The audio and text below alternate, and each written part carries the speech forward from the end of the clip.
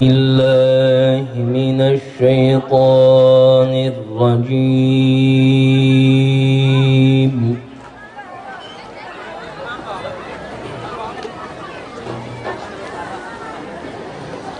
بسم الله الرحمن الرحيم.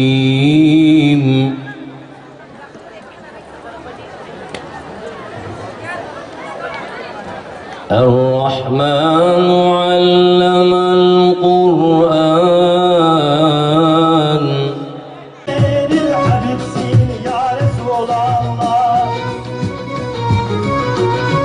Havamaz aşkın o dilleri filan eyler sevgiliyle.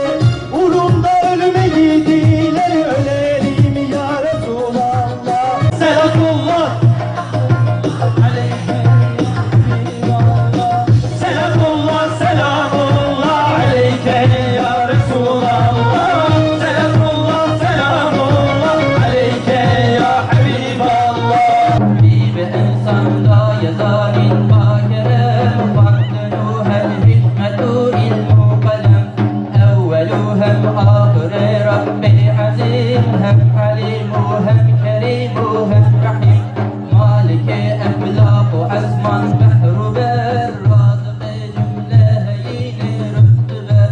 En tamam alim vücudi Selamu aleyk, merhaba sensin şefi'ül müznibin. Esselatu aleyk, vesselamu aleyk.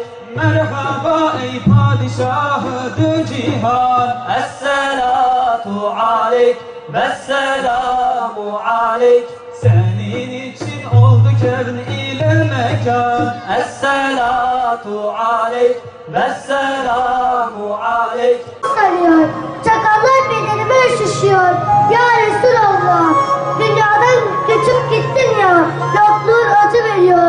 Ebu Cehil her yanda, kol geziyor ya Habiballah. Madem Hz. Muhammed Mustafa sallallahu aleyhi ve sellem şu anda sizleri izlemekte, şu anda sizlere el sallamakta ve şu anda sizlere şu sözü vermektedir.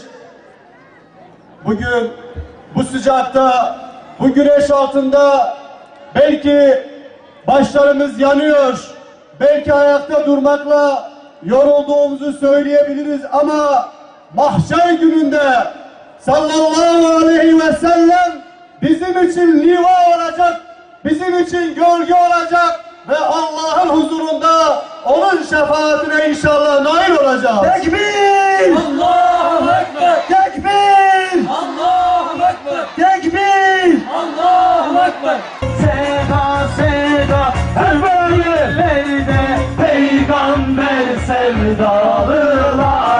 Seda seda tüm dillerde peygamber sevdalıları.